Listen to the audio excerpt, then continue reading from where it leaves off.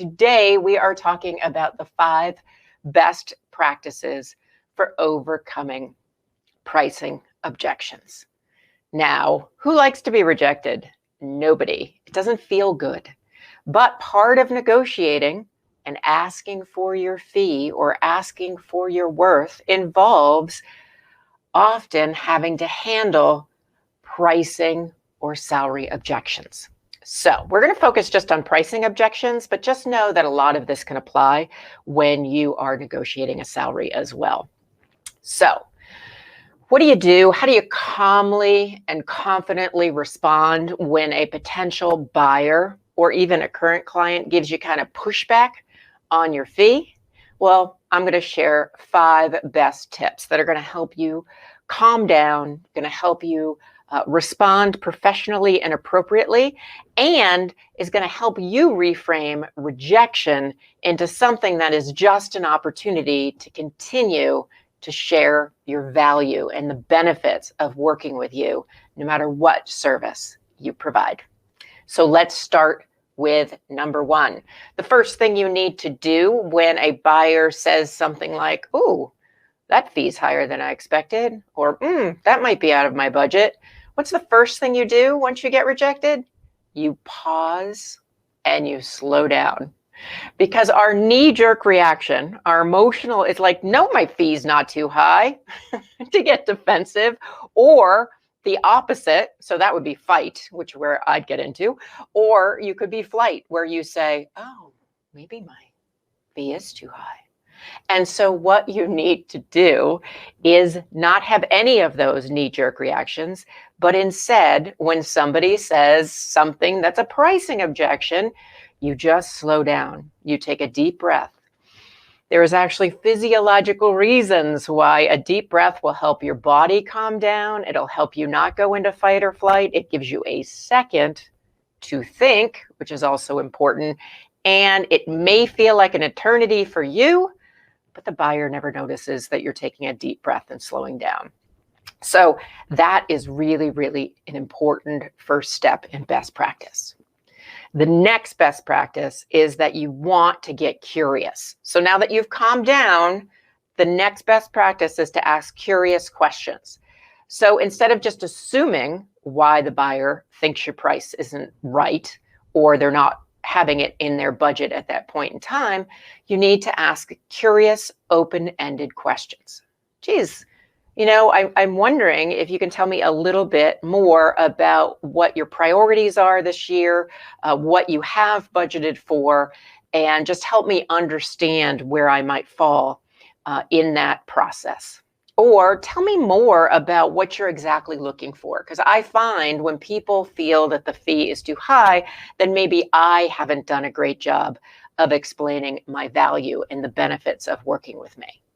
So you ask curious questions, you open up the dialogue, and you lean into it, as opposed to what many of us do when we are rejected is run away from it and get small. So number 1, breathe and slow down.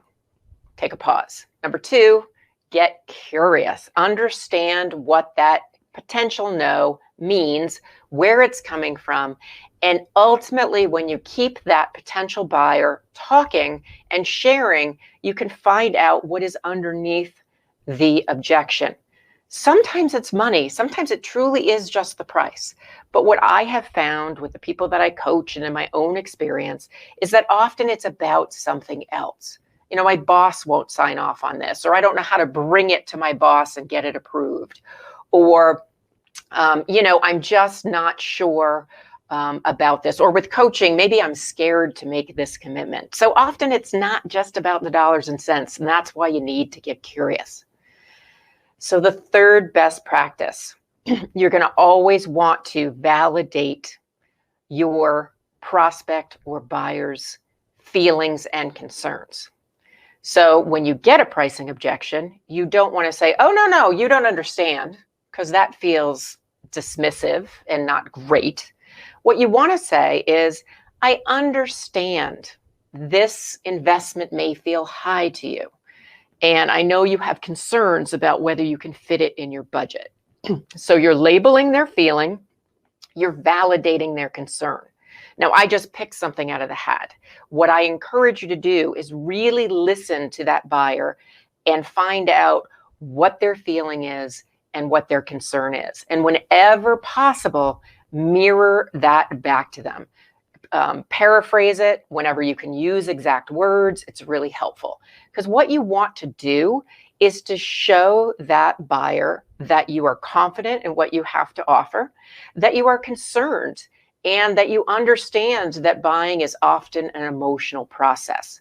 So you can't just dismiss and keep talking at them and tell them why your price is right. You need to pause. You need to get curious. When you get curious, you tend to find out what their feelings and concerns are about your service. Find out if it really is about the price or something else. Then you validate those feelings and concerns, and the other person feels heard. What's the worst thing that can happen when you do that? Your prospect or buyer, or even if it's a current client and you're raising a fee, feels heard and listened to. And they know that you are a good listener. That is going to sell more than proving that you are right. So it's important to validate feelings and validate concerns. So the next best practice for handling and overcoming pricing objections is to share success stories. Now, if you are new to business, it may be a little bit harder to come up with success stories, but trust me, they're there in your life. I often coach people to look for these success stories in their life. If you have been in business for a little while, chances are you have worked with someone and had a positive outcome. That is why you are doing what you are doing. So when you are sharing success stories, you aren't bragging, you aren't showing off. What you are doing is that you are picking stories that are similar enough to your buyer for them to be able to see themselves in that person's shoes. So if I am working with, say, a speaking contract, and it's a women's organization, and they come back to me with, well, how do we know that your message is going to resonate with your audience? And, this is a big investment for us to make. And so I would calm down, I would breathe, I would get curious about other people that they've had speak, and a little bit more importantly, about their audience to make sure I can resonate with them. I would then validate the concern of course, if you haven't had me before as a speaker, you would be concerned or a little weary of making this investment. I understand. Now, let me tell you a few experiences of me speaking at women's organizations and the outcome. I went in and I talked about negotiation, and not only did the audience have a good time, we had an interactive experience, and many of the women came up to me afterwards and said, I had never thought about it like that. So many of the people in the audience had aha experiences. You can share videos and testimonials. And that's what I would say. Would you like to see video? Would you like to see some video testimonials? Would you like to speak to the people that I have worked with before? So you're sharing success stories. You are giving validation and helping that buyer see themselves in your shoes. And you are offering other documentations to your credibility. So I know speaking is just one example. It may be that you're a coach, you're a consultant, you're a virtual assistant, you're a hairdresser, you're a therapist, you're a salesperson in financial services. It's gathering those success stories. So when you are sitting down and trying to come over or overcome a pricing objection, that you have them readily available, and try to match the story to the client that's sitting in front of you. Now, you want to be authentic. You don't want to lie. It doesn't have to be exactly the same as the client in front of you. But by doing that, you are giving them evidence that your service is effective. You are showing them that other people have had success. And ultimately, pricing objections usually are, you know what? That's an investment of my own hard-earned cash or the hard-earned cash of my business. I have people to answer to, and I want to make sure it pays off. Well, giving them success stories and sharing other ways in which you can reinforce the value and benefit you provide in that situation is going to alleviate those fears. So make sure you have those success stories in your back pocket and make sure that you practice sharing them. And then when you get that pricing objection, share the story that best fits that particular client. So that's 1 through 4. That went pretty quick today. So what's number 5? Number 5 is a big one. It's don't drop the ball. So you have had this pricing conversation. You have overcome objections. You have calmed down. You've gotten curious. You have validated concerns and feelings, and you have shared success stories. So the last thing you want to do is drop the ball. That was a lot of work. And this may be over a series of conversations with different people, depending on how the pricing decisions are made. Dropping the ball means you don't follow up. I cannot tell you the number of clients that say people don't follow up. The number of people I've coached where I've said follow up is key. The number of people that I know that always say, I dropped the ball on that one. So follow up is key. Even if the end of that conversation was, we're not ready to move forward with you, you're going to want to follow up. So here's how you do it. Within 24 hours of having that conversation, you shoot off an email with a very quick summary of what you talked about, reiterating the value and benefits of whatever service you provide and letting them know that the door is open.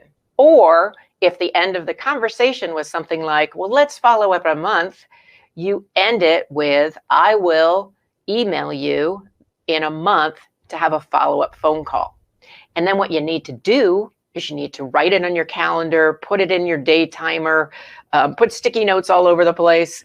There's 1,000 things we can schedule to remember right now. Put it in your, Asana or Team platform to remind yourself to contact this person in a month and then follow up.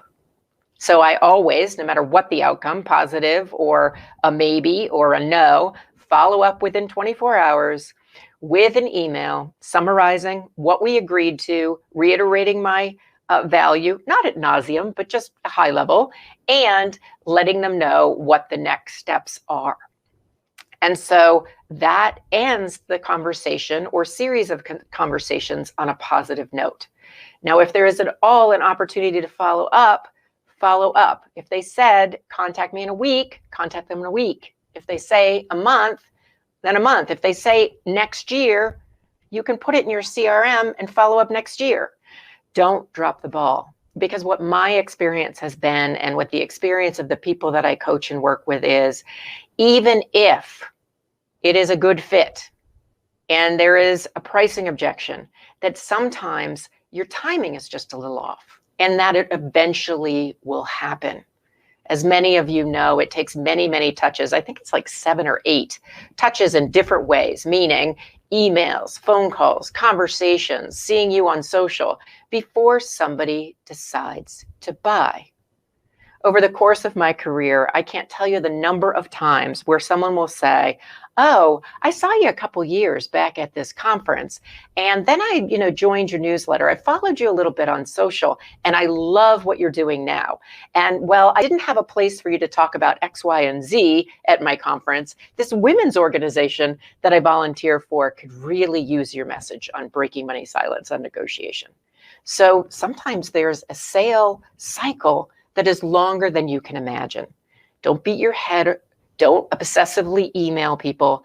Just accept that you're going to do the best you can. You're going to follow the 5 best practices for overcoming pricing objections, and then you are going to follow up. And if you do that consistently, I am telling you, you're going to land more business. You're going to be able to negotiate and ask for your worth. And the best part, feels good.